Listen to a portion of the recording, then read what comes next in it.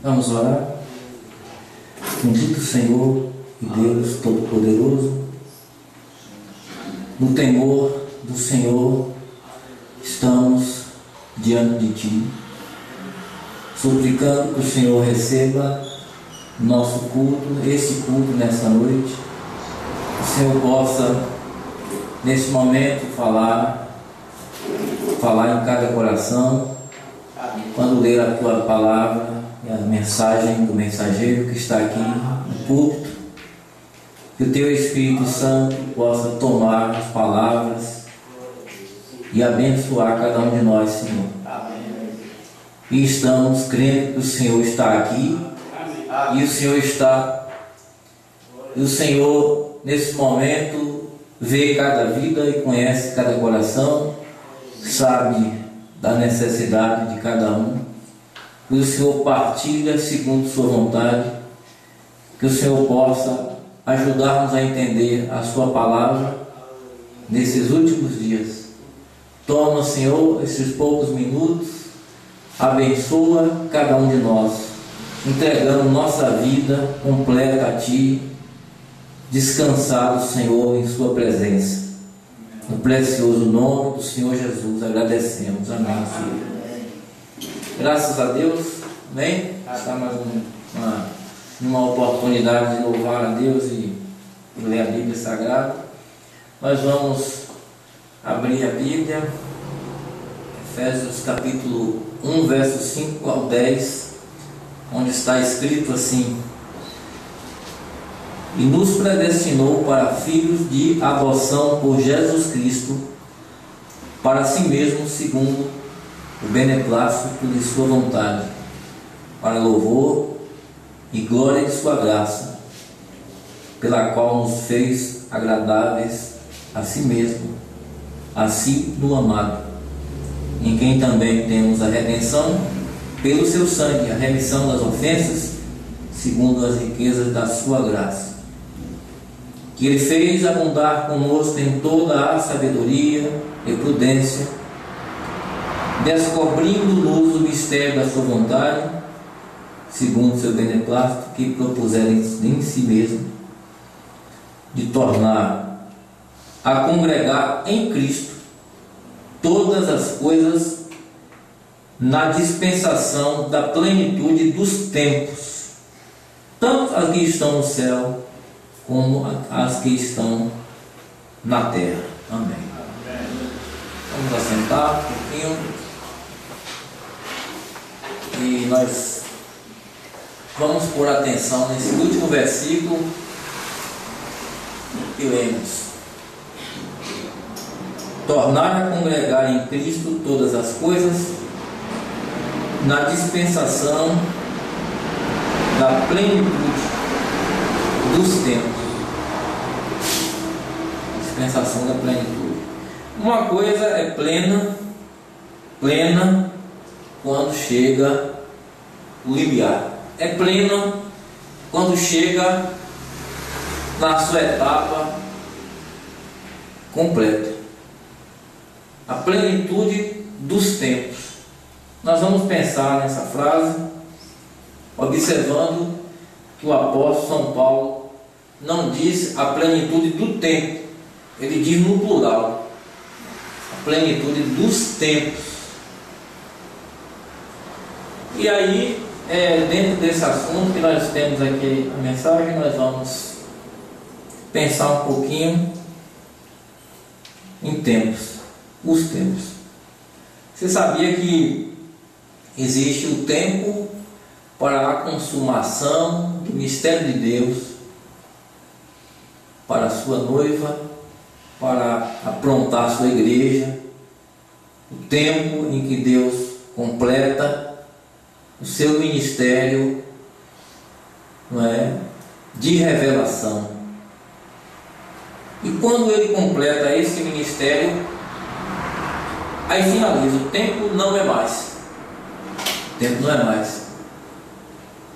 Quando o Senhor deixa de falar para a última era da igreja, encerra o período em que o Espírito está chamando das nações e o Senhor encerra, e ele passa unicamente a falar com aqueles escolhidos, eleitos, fiéis. Então ele encerra o tempo não é mais, ali Deus completou.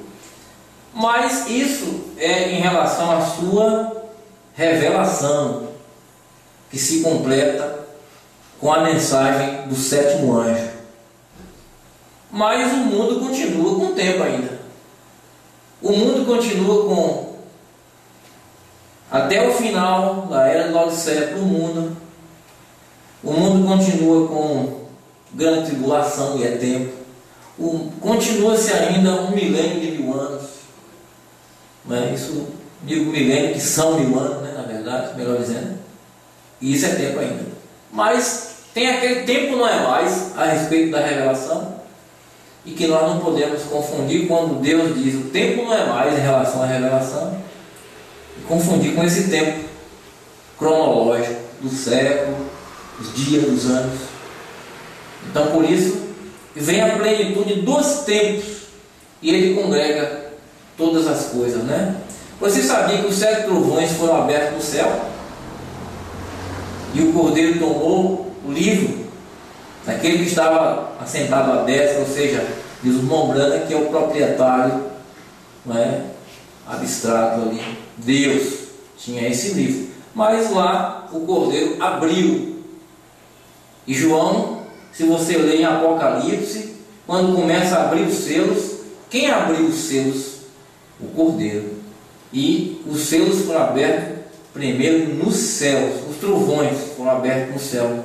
Se você ler Apocalipse 6, havendo o Cordeiro aberto um dos selos, ele está falando do primeiro.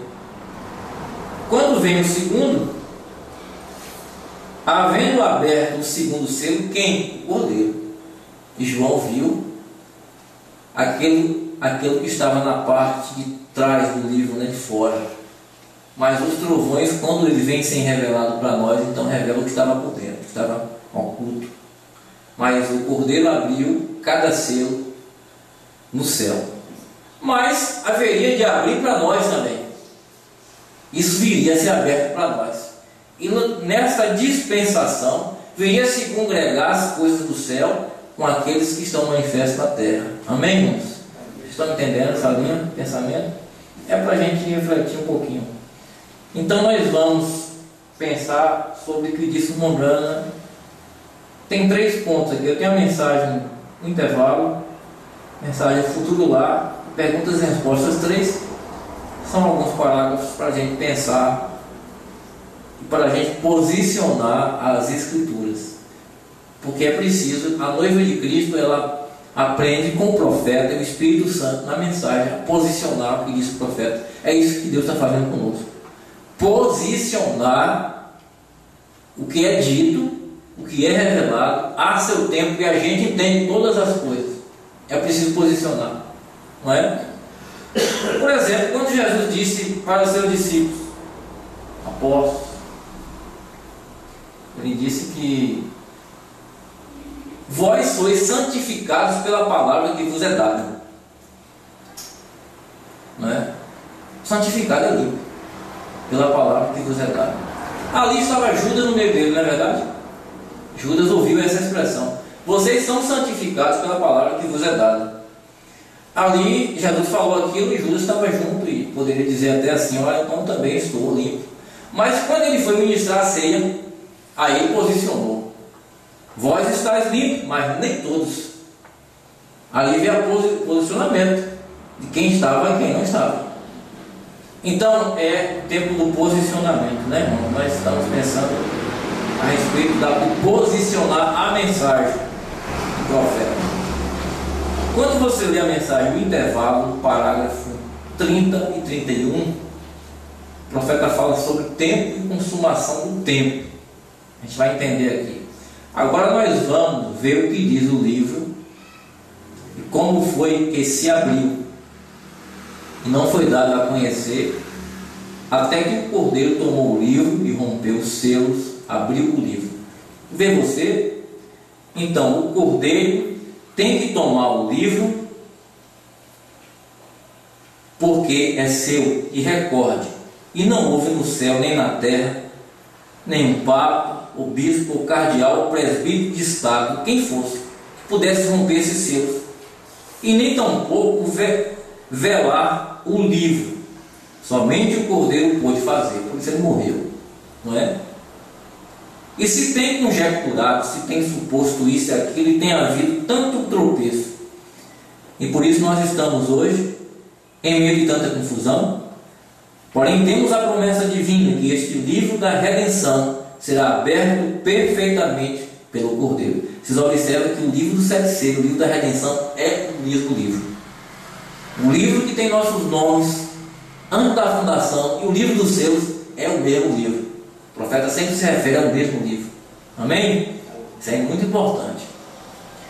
Os selos que estão em cima serão abertos por ele, o Cordeiro. Isto ocorrerá nos últimos dias nos quais estamos vivendo. O Branco estava falando isso, pregando a mensagem, o intervalo. Essa mensagem ele pregou no dia 17 de março de 63, à noite.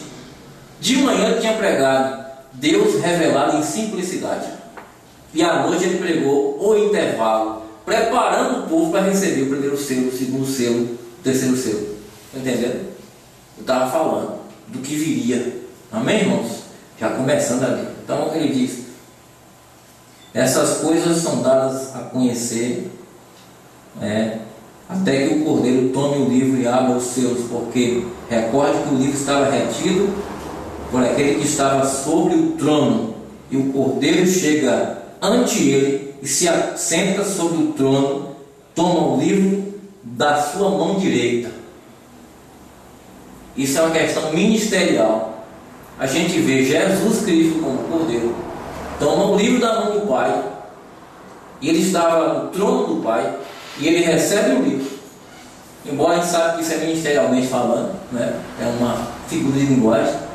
Toma o livro, estava na mão do proprietário, porque o livro voltou para Deus. O livro que tinha o nome dos eleitos, quais seriam filhos de Adão, e se Adão falasse a palavra, viria à existência aqueles que estavam no livro.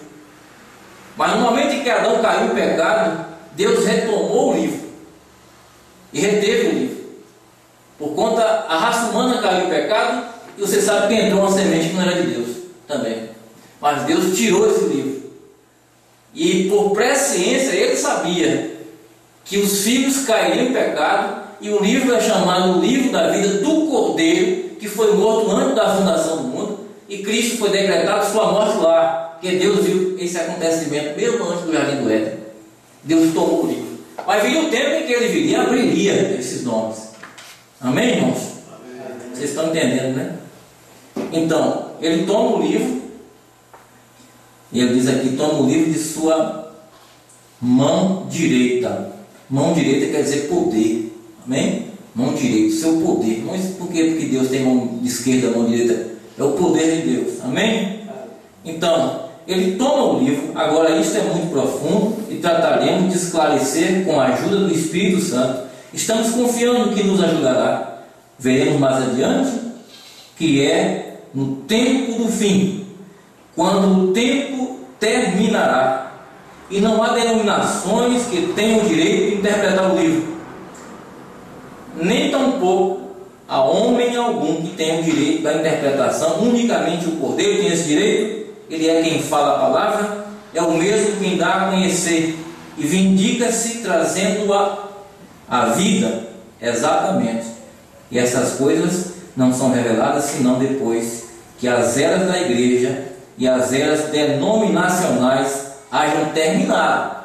Olha, ele está dizendo que os selos são abertos quando termina o tempo, e que as eras denominacionais da igreja há terminado. Eu pergunto para vocês: terminou? Terminou. Ele saiu, o tempo fechou, a revelação para as denominações não existe mais, o tempo não é mais. Ele saiu daquela posição e agora está alinhando uma noiva para o rapto. Estão entendendo? Esse é espiritualmente o tempo da revelação, porque isso tinha que suceder. O Cordeiro teria que sair do trono para abrir o primeiro selo, dali em diante. o tempo não seria mais. Se você quiser ver aqui na mensagem 1 selo 27, está esta afirmação de Mombrana. Ele diz: nos tempos da Bíblia os mistérios estavam presentes e eles viram estas coisas suceder, assim como João. Ele disse: há um cavaleiro no cavalo branco.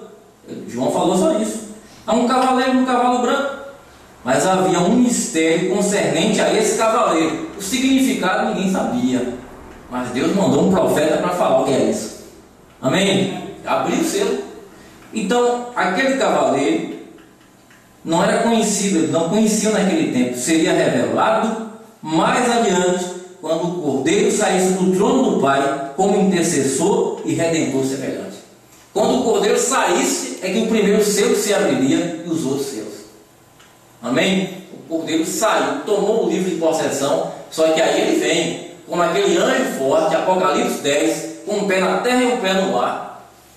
E aí ele vem falando e bramando como leão.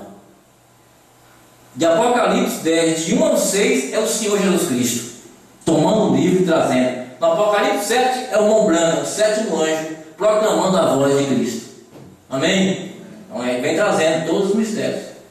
E isso vai sendo aberto para nós nesses dias. Então aqui o tempo não é mais, né? Ele diz aqui: não há denominação que tenha o direito disso. O tempo é no tempo do fim. Esse foi o tempo do fim para essas coisas. Importante isso aqui. Aqui eu vou pegar aqui outra mensagem, Futuro Lar. Mensagem Futuro Lar. Futuro Lar do noivo celestial, da noiva terreal, 20 de agosto de 1964. Mombrana pregou. O profeta começa a falar sobre a eternidade.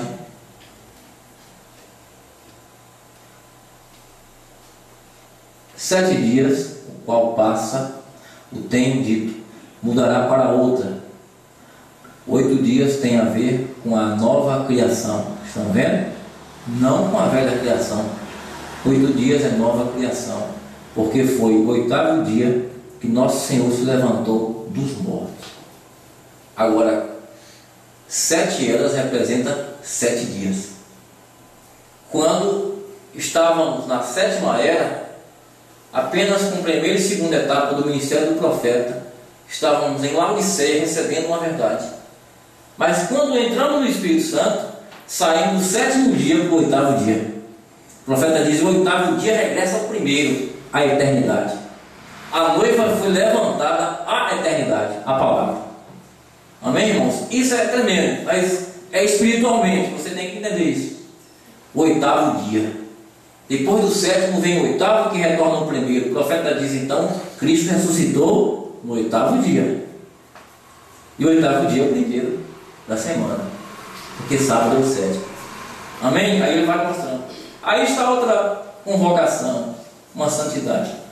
Não considerando o sábado em tudo, festa do tabernáculo, ele vai falando sobre as festas, né, para Israel, o qual é o primeiro dia, vê você? E de fato passou ao longo do tempo e caiu na eternidade novamente, não guardando dias, sábados, e luas novas e coisas como essas, e não tem passado, mas mudou sua forma, não aniquilou, glória, mas passou da morte para a vida eterna. Ó, o que a Bíblia nos ensina? Passou de uma para outra. Muito bem. O antigo sábado passou. Jesus se levantou no 8º dia. Aquele foi um dia solene, um dia santo.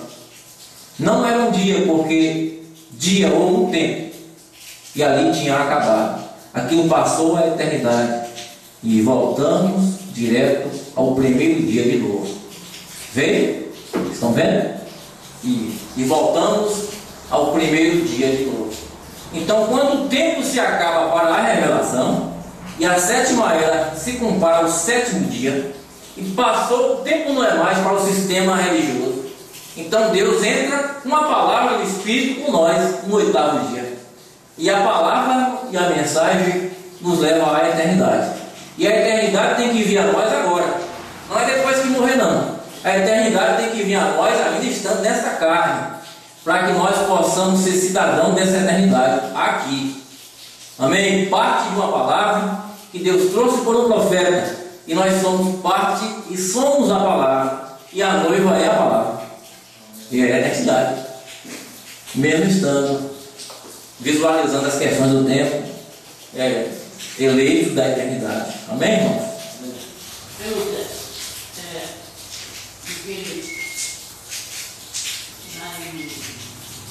lá os anjos que nós voltamos, aí, nesse caso aí,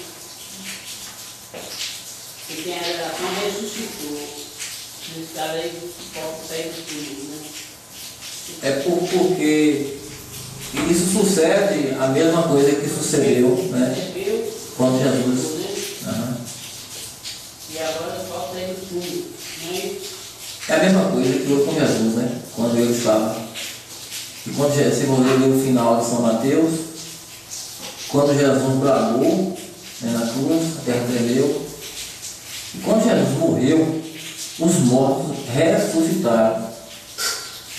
Mas ninguém saiu do túmulo antes da ressurreição dele. Amém? Ninguém saiu. E tudo foi declarado. Essa é a questão que na eternidade foi declarada. O que será de nós? Já foi, e o tempo se fechou. Porque o Cordeiro ficou todo esse tempo na intercessão por sua noiva. Ele cumpriu o seu ministério ali. Agora, é claro que essa noiva tem que ser alinhada com a palavra. É um trabalho dele. Deus não está sujeito ao tempo. Deus conhece, irmão, cada um de nós. Deus conhece se eu estarei no rapto ou não. Deus sabe se você estará no rapto ou não. Mesmo vendo sua condição, e você diz assim, mas se fosse agora eu não iria. Mas Ele pagou um preço, Ele sabe quem é, Ele está trabalhando por isso. Essa é a coisa. A predestinação é uma maravilhosa revelação.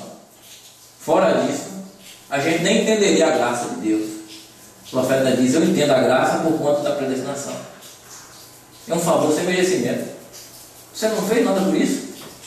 Mas lá antes da fundação do mundo, havia um livro com o nome e uma redenção ali já prometida pelo sacrifício do Cordeiro do Senhor Jesus. Mas o profeta diz, não bastou ele morrer na cruz ali, ele teve que ficar na intercessão durante 2000 anos, intercedendo, formando uma noiva até que chega no fim do tempo, quando a palavra é completa, então o Senhor mesmo desce na palavra. Amém? Aí vem a palavra. Porque Mombrana disse que quando o Senhor Jesus subiu, aquela forma física de carne com as mãos furadas se converte em uma outra forma. Ele deixa de ser o Jesus homem físico e passa a ser uma coluna de fogo. Ele diz, tanto é que apareceu para Saulo no caminho de Damasco na forma de uma luz cegante. Era a luz. Ali foi a luz do Senhor Jesus Cristo. No fim desta era, o que é que sucede? Ele vem e se mostra de novo. E você sabe que aquela foto do irmão Brana, com a coluna de fogo sobre a cabeça, sobre o irmão Brana, ele nunca disse que aquilo era a sua fotografia. O irmão Brana nunca disse isso. Você já viu o profeta dizendo assim, olha, aí é a minha foto. Ele nunca disse. Deus se deixou fotografar nessa era. Agora ali está o Senhor Jesus Cristo e está a forma que ele se manifestou na fotografia. Essa é a forma que ele se manifestou nessa era. E aí os homens olham e vê um simples homem de Kentucky, pobre ali, que nasceu e é assim que eles veem. Mas ali estava o varão que Deus se manifestou, como Jesus Cristo. Era aquele homem simples que eles não viram. Então sempre eles tropeçarão no véu de carne. Mas Deus usou esse ministério. E está usando, né? Está usando até hoje, né? Nós estamos nele, graças a Deus, né? Estamos nele. Mas o profeta chama a atenção aqui, por conta que as pessoas podem confundir essa questão dos tempos. Olha só o que diz aqui, ó. Alguém perguntou ao profeta, pergunta e resposta, número 3. Na pergunta 24, né? Aqui alguém pergunta assim, irmão Brana, alguns dizem, alguns estão dizendo que a misericórdia terminou e ninguém pode ser salvo agora. É isso, verdade? Aí ele vai explicar. O Porque, irmão, uma coisa é quando Deus decreta, isso terminou. Isso foi em 63. Mas já pensou? Aí você para e pensa, bom, se foi em 63, por que eu entrei depois? Como é que eu, 85, eu, por exemplo, ia crer, se lá fechou em 63, fechou no tempo de Deus, mas aquilo viria a nós, para nos alcançar. Essa é a questão. Agora, se esse tempo todo a gente não sabia nada do que era 7 trovões, o que era 7º selo, nada disso, nós estávamos, né, naquela situação. Mas isso que se abriu para o Lombrana em 63 está se abrindo para nós agora. Amém? É o que está se abrindo para nós agora. Graças a Deus, porque o tempo de Deus não é o nosso tempo. Então é isso. Mas Deus está trabalhando com o seu noivo. Isso o Bruno falava que tinha gente lá no tabernáculo que estava captando. Não via. Não via essa revelação. Irmãos, é um dos segredos que Deus não permitiu o profeta falar certas coisas, porque o Espírito a seu tempo revelaria. E eu creio que Deus está fazendo isso. Aí, o tempo, então alguém estava crendo, né? O tempo. Então, acabou o tempo, né? A misericórdia acabou. Nós observamos, oramos, nós observamos, irmão falando. Nós observamos a fila de oração e parece que algumas ainda continuam encontrando misericórdia, porque estava acontecendo as curas, irmão. Então, né? Ele pregou isso aqui, irmãos. Essa pergunta de resposta, só ver se tem aqui a data, tem. 30 de agosto de 64, depois dos 7 selos. Alguém perguntou para ele isso. Ele diz agora, a primeira pergunta, né? Nós temos duas, ele diz. A misericórdia terminou? Nunca pense isso. Nunca pense isso. Estão vendo? Agora permaneça certo, fazendo tudo que você pode, até que você seja tomado. Amém? Você não... você continue até que você seja selado, seja tomado. Deus está em obra. Amém? Até que você seja tomado. Nós observamos na fila de oração, algumas encontram sua misericórdia, certamente. A misericórdia, não é? E as portas estão abertas, estão vendo? Eu acho que onde você vai, este pensamento deve estar entre eu tenho tempo para dar cada uma dessas escrituras em seus lugares corretos. E você? Cada uma dessas coisas em seus lugares certos. Elas, na fila de oração, você encontra misericórdia, certamente. E se eu soubesse que Jesus viria nesta tarde, eu estaria fazendo simplesmente as coisas que estou fazendo neste momento agora. Estão vendo? Veio? Simplesmente diga e siga em frente.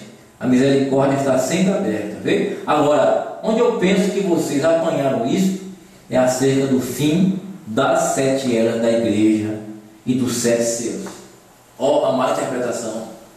Eles estavam confundindo o tempo da revelação com o tempo cronológico. Não, o tempo tem tribulação, tem milênio que é tempo, mas está falando do tempo que Deus consumou com a revelação. Então, tempos, por isso que o apóstolo diz aqui. Ele diz aqui, ó, de tornar a congregar em Cristo todas as coisas na dispensação da plenitude dos tempos. Amém, irmãos? Amém. Dos tempos. Então ele diz a 7ª era da igreja, estamos no fim da 7ª era da igreja. E quando eu digo no fim, não significa que é nesta hora, neste minuto. Vocês recordam, a Bíblia diz lá atrás nos tempos, o Senhor Jesus e Paulo disse, pois o tempo está à mão. Você imagina quanto tempo isso foi no tempo de Deus? Aquilo foi ontem. Meu tempo tem passado, então 2000 anos, estão vendo? O tempo está à mão. Vê que Deus chama de à mão não é o que nós chamamos, mas aquilo foi. A questão é que Deus não está sujeito a tempo. Deus não está, mas aquilo foi declarado. Se alguém dizer, o Espírito Santo está operando nas denominações, você está enganado. Não pode. Ele saiu daí. Não pode. O que pode estar acontecendo são dons espirituais, mas o Espírito Santo mesmo não. Ele não está mais na era pentecostal. O Espírito Santo está no 8º dia conosco. O 8º dia é a mensagem revelada. O 8º dia é os trovões, é o 7º selo, é o que Deus tem para essa noiva. A terceira etapa é o 8º dia. Amém? A terceira puxada do ministério. Então nós estamos vivendo nesse tempo, né, irmãos? Graças a Deus por isso, né? Isso não deve dar em nós sentimento de sentir grandeza, de jeito nenhum. Isso dá em nós um sentimento de grande responsabilidade diante de Deus, pelo que Ele fez conosco. E a gente olha e vê pessoas não enganadas, e homens com bom propósito, homens dedicados, até pastores, né? E eles estão tão fora da verdade e levando as pessoas com eles. Mas o que podemos fazer? Nada. O que nós tentamos fazer é passar um pouco do que nós vimos, mas é Deus que faz a coisa. Amém? É essa coisa que Deus está colocando para nós. Então, o tempo não é mais para essas coisas do mundo, mas todo o sentido do céu está voltado para a noiva de Cristo. Sabia? E todos os anjos estão torcendo por ela. E existe no céu, na sexta dimensão, milhões e milhões de pessoas da noiva que estão torcendo por nós. Porque eles sabem que eles mesmos não serão aperfeiçoados sem nós. Eles não entrarão no corpo glorificado sem que o último eleito entre no batismo do Espírito Santo e seja completada essa obra do Espírito Santo. Então estão torcendo por isso, porque eles querem encontrar o Senhor Jesus Cristo. Maria quer ver o Senhor Jesus. Os católicos pensam que ela está ali diante de Jesus, mas é engano. Ela quer ver, ela vai ver. O apóstolo Pedro quer, o apóstolo Paulo, mas nenhum é aperfeiçoado sem o último.